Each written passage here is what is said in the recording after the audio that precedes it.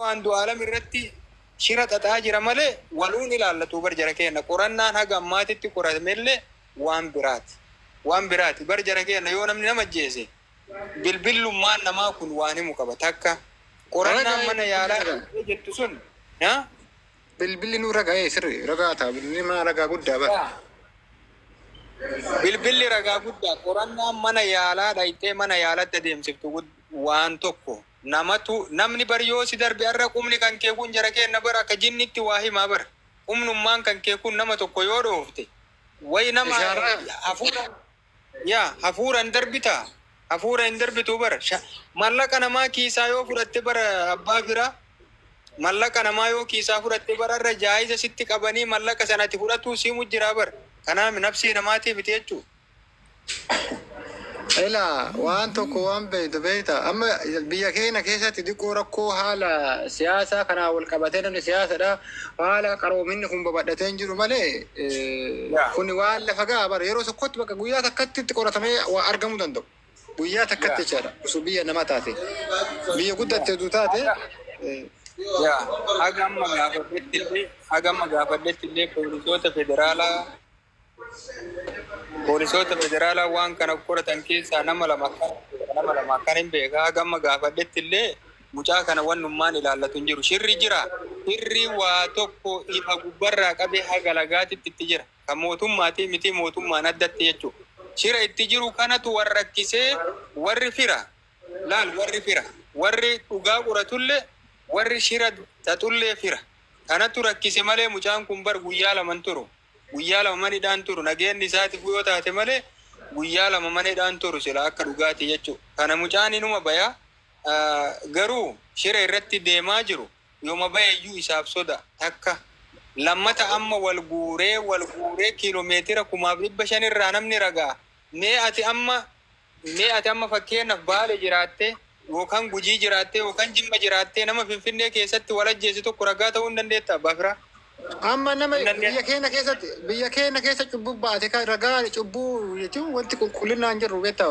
amma cubbuu waan jiruufi atama birrii takka si kennanii yookiin birrii 50 si kennanii nama kanarra geessita kootu birrii kana nyaadhoo isin jedhan namni dhufee rageessuu danda'a namni du'a sodaatu bara biyya keenya du'a waa'ee cubbuu kana ilaalatu biyya Itoophiyaa keessatti hin jiru waan akkasii wanti amma namni kunuu rageessuudhaaf ragaa qabatamaa ragaa jechuun waan ija kan keeti arguu dandeettu waan bira jirtu malee ragaa akkanumaan rageessuun hin danda'u bar ragaa ka bakka sanitti argamtee yeroo namni sun wal lolu yookiin wal dhabu ka arguu dandeettu malee bakka biraatee dhuftee rageessuun hin danda'amu. Haga ammaatitti namni isatu anatu yaada isaa kanarratti dhiifama wajjin gidduun gale. Haase afaanuu na gogee gargaraati. Maalidha beektaa ragaa hoteela kunoo erga mucaan du'e kaase hoteela qabanii fi taa'u ragaadhaa fi akkuma kana caaluu ija dhoffan magarrajaa jalaanii yeroo inaasofnu magarrajaa jalaanitu ragaa laannan jenne yeroo kana caaluu sana yaadatamni. Ammas sanumaadha hoteela qabanii fi aballii qabu. Kifiyyaa qabu ragaa sobaati kan qindaa'e ammas namoota isaaniif malu nuu ta'a yaada keenya nuu bashaleessu jedhanii namoota yaadantu ragaadhaaf qophaa'ee jira malee nama mucaa bira jirte mini nama mucaa bira ture mini nama isa bira ture miti kan ragaaf qophaa'e. Innillee ragaa ittisaa hin barbaadata kaan nama keenya ragaa ittisaa isaallee akka nama qulqulluu ta'e namni hin beeka waan ta'e ragaa 15 inni 50 qopheessuu danda'a. Garuu dhageeffasti nama garuu maalidha beektaa dhugaan tokko ati paaspoortii soba dubbattee hin hidhamta herreeffamta hin garafamta du'uunuu jira soba sanaa dhugaa sana akka soba godhii dubbadhuedha namni tokko paaspoortii viizaa rukutameef hin jiru kan amma bararu utuun jaallatinii dhugaa sana iyyuu soba dubbataa jiru jirri. Maaliif jiraachuuf jira? Sirreedha. Kana beekaa quba qabaadha. Miidiyaan biyya keessaa yoo kam badii balleessee yoo kam waamee qaarge gadi baaseen dubbisa. Dokumeentarii barreessanitti kana dubbisi har'a oduu kana qopheessita Dokumentari kana dubbista har'a dhanii utuu mana mootummaa warri mana mootummaa dhufeen ilaalee miidiyaan hin dubbisu. Miidiyaan Itoophiyaa keessa. Dhugaa kee. Sirreedha. Qeeqa mootummaa tokko naxibii tokko qabaateennan hojii irraa ari'ama. Sirreedha. Dokumentari kana dura sa'aatii 7 gabaasta taanaan dura wanti mootummaa dhufee gamaggame ilaalee oduutti dabarsitu dokumentariitti dabarsitu ergati ilaalame isaan ilaalanii booda. Kanaaf harka namaa namni jiru yoomiyyuu taanaan dhugaan dubbatu soba malee. Dhugaa keeti.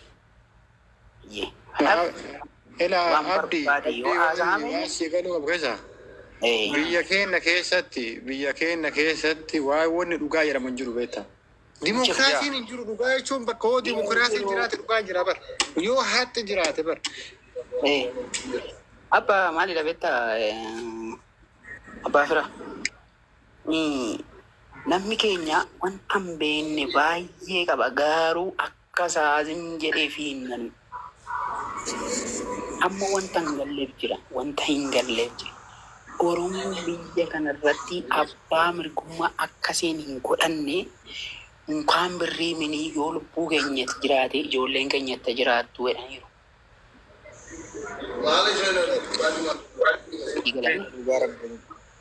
Igaleerame akkasiin abbaa biyyummaa qabaachuu minii nuyi Harriyo biyyu bootaan argattu dhugamatu boota argataa sun rakkoon qabu. Dhugaan bakkee keessa maaf sobaan deemsisu Oromoon bakka qabateenaan haala qabateenaan dhufuu abbaa biyyummaa qabaate. Iddoo qabaatu lubbuu keenya birrii keenya waan qabnu jedhamee nama kutatee ka'edha. Oromoon garuu birrii tokko kadhatanii hin ergani. Silkii isaa cufata kan keenya. Oromoon bilisummaa yoo argattu jalaalamii fi bilisummaa mara argatan akkanaa bilisummaa argata. Bilisummaa sabni waliigaltee hin qabne sabni hayyuun keessatti hin kabajamne hayyuun naaf xaare hayyuun naaf hojjete hayyuun naan dararame jedhee hayyuu bakka guddaan kenneef. Maal bilisummaa maal ta'eera? Bilisummaa hayyuu boollaa baafta akka du'e boollaan baaftu bar ka du'e zeenaa ofii hojjete daabare. Ka jiru immoo kunuunsu kan qabne akkamitti? Maal bilisummaa hayyuu jalaalamii argatu bilisummaa hin jiru. Oromoon bilisummaa yoo argattu. Amma biyya keessa jirani abbaa bira. Dhaggeeffannu biyya keessa jirani waan barbaade biyya keessa fudhachuudhaaf qophaadhaan. Maaliif jedhina gaafadhu? Saba koo darbisiisee hin gurguru. Waan barbaade lafa barbaadanitti haati barbaadanitti waan barbaade na godhan Oromoodhaaf yaada hin kennu. Ati leencaa barila ati leencaa ati ammayyuu biyya keessa teessee bar fageenyarraa abbaa firaa fageenyarraa miti abbaan abdiini fageenyarraa haasa'an jiru baay'ee waan oduu haasa'uu baateyyuu baay'ee natti tola mucaan leenca waan ta'eef qeerransa waan ta'eef diinqa jira abbaa firaa diinqa taa'ee haasa'aa jira nama waan hunda quba qabu keessayyuu laal silaa mucaa kanaaf nama naasofne inni odoo akka nama qulqulluu ta'uu baatee dhiira ta'uu baatee abbaa dhugaa ta'uu baatee mucaan kun akka dhalootatti inni wallagga akka qabsaayaa sabaatii fi ilma Oromoo dhugaa haasa'utti garuu ilma Oromoo waan ta'eef shira waan Andu'aalam irratti deemaa jiru bar warra quba qabu bar abbaa firaa nama fageenyati miti dubbatuun bakka hin ta'u amma nama eenyutu shira oofaa jiraayyuu nama sirriitti keessa quba qabu. Abbaa firaa itti fufimee abdii ati waan baay'een haasa'e. Waan laaloo qabdanii taa'eerra ati waan laaloo qabdan namni keessa taa'eefillee biyya namaa jiraateefillee waan dhugaas hima dubbata bar. Namni jannoo qabu namni kaayoo qabu namni haqa beeku bakka finfinneen keessa illee haa jiraatu dhugaas hima dubbata hin sodaatu dhugaarra. Kanumatti jiraayyuu ammayyuu kanumatti jira. Amma wanni inni dubbataaru waan mootummaa qeequu miti waan mootummaa tuquu miti. Waan dhugaa isa fakkaatu dubbataadha. Eeguun yoo ta'e illee nan keekani maaliif beektaa waan inni balleessi tokkoon waan naa buusee hin qabu uummata Oromoo keessatti malee waan tokko irratti waan tokko yarsee wanta sodaatu tokko hin qabu. Dhuguma dhageeffadhu waggaa 5 kana gidduutti wanti inni naa buuse uummata Oromoo fitu dhiiga kan dhangalaasu aarsaa kaffalu mana Oromoo gubu waan tokko keessaa irratti wanta shakku hin qabu wanta sodaatu hin qabu. Dhiifama abdii kiyya maaliif seeta Itoophiyaan tuni dhiiga Oromootiin ijaaramte duraanoyyuu hin dhaga'amam taa'eera. Abboo baga shamara akkanaa qabaannee mee haase aboo abbaa firaa shamara akkanaa qabaatuun qofti sitti hin dhaga'amu obboleessa kiyya micattiin tuni dhiyoo kana dhugaa irratti waan hin bootte warra bar ela ayr warra bar xiyyiiti biraa fufoon deebire xiyyiiti qajeelu bar miyattiin ganda sani akkana maasitti fakkaate no Itoophiyaan dhiiga Oromootiin ijaaramte. Itoophiyaan jedhamtu tuni kan duraallee seenaa duraallee ilaaluu hin dandeenna. Ammas ittuma fufee akkaawota abaabayyoota keenyarraa dhufee hagammaatitti dhiinni Oromoo hima jigaa jira. Itoophiyaan kan ijaaramte dhiiga Oromootiin waan ta'eef jabaa kenna. Ija Oromoo kan Oromoo ija Oromoo ilaaltu jabaanuma keessaa gadi cabsaa turan duraanuu hima beekama kun.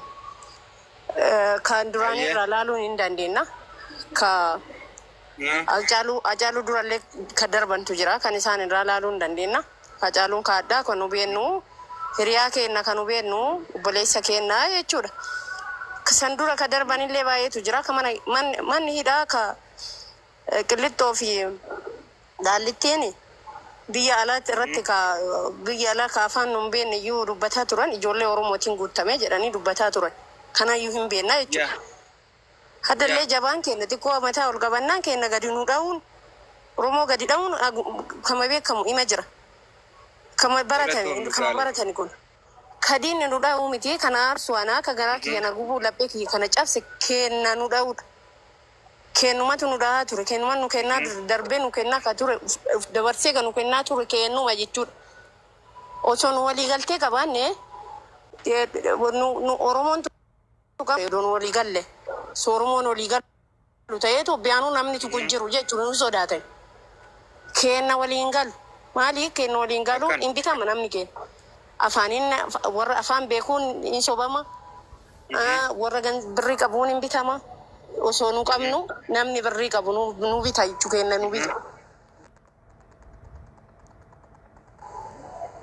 Kanaafuu dhiifama itti fufa waan mira keessa waan waatti dabalaafi. Amma biyya keenya keessatti biyya keenya keessatti waa'ee biyyaallee amma waa'ee nama tokkoo sagalee ta'arra waa'ee biyyaarraa isaan jirru mucayyoon waa'ee biyyaa tutte beektaa. Amma rakkoo nama uummanni keenya bilisummaa dhabee rakkachaa jirufillee hayyoota Oromoo kuroo amma ta'urmii irraa dhumtee kuroo dhaabu jettee dhaabu kanaayyuu walitti qabdee walitti tokko gootee waliin deemuu dhabdee Oromoo tana bineensaa kennaa tokkoffaa dhiibbaa guddaa kan jiraaru uummata keenya keessa jira. Biyya keenya keessatti namni tokko kaayoo tokko irratti yoo deemu kaayoo tokko qabatee waan tokko irra qabatee deema. Gaafa waan tokko qabatee deeme isaa irratti waan isa irratti milkaa'uu danda'a.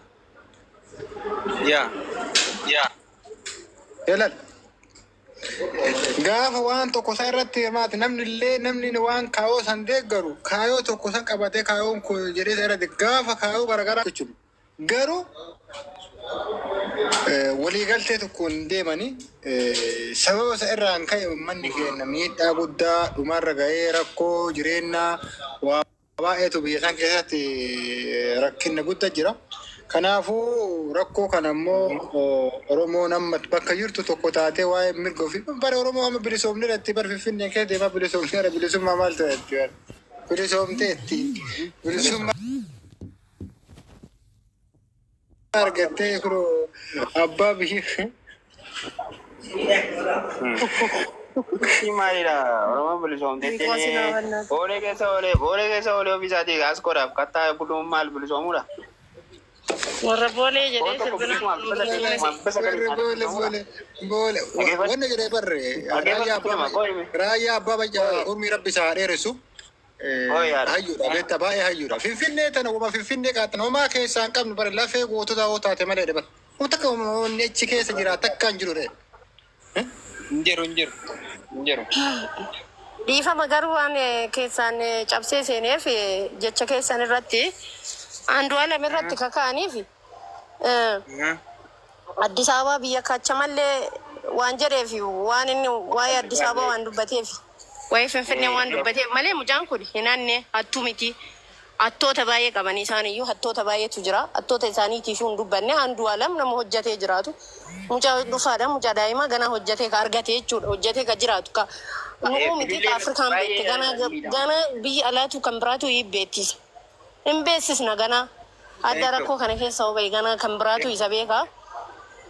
Biyya kaachamallee Addis Ababa jennaan irratti kaane. Maaf waanuma Addis Ababa sammaaf dubbate jechuudha. Waan biraa inni naanne karaa gadi bahee isaan hin kadhanne kadhattoonni kama isaanii tol duude. Abboon ajjeefadhu. Akkana yoo haasayan bar qaama fi qalbii kanatu nama fayyaa bar itti fufi qaalii. Ittaas eenyu taasaa? Haati sanyillee itti fufuu zamani haasayaa jira. Zaman haasayi. Kanaafuu kadhattuun illee Oromoon kadhannoo isaanumarraa baratan. Kadhannoo attummaallee kadhattuullee isaanumarraa baranne malee nu wattullee hin qabnu kadhattuullee hin qabnu. Biyyi keenya baddaadha. Hojjetee jiraachuu hin danda'a kamiyyuu. Abboo akkanaa dhugaa rabbii. Kanaafuu maaf hojjetee jiraatee maa nu darbee akkamiin nu darbee deemee biyya Addis Ababaa sana akkamitti dubbate jechuudha. Addis Ababaan sun kama isaanii bicha gurumfama isaanii bicha godhanii waan yaadaniif ilmi Oromoo dhufee gaarii oofa jedhanii ni bara. Kaamtu kan isaanii kamtu xiyyaara oofaa dhufee kaamii gaarii miti kan isaanii xiyyaara oofaa dhufee jira. Bari caammaa godhattee tajaajila godhattee biyya keenya galtee jira. Illee taanaan aan kana aarsu kan isaanii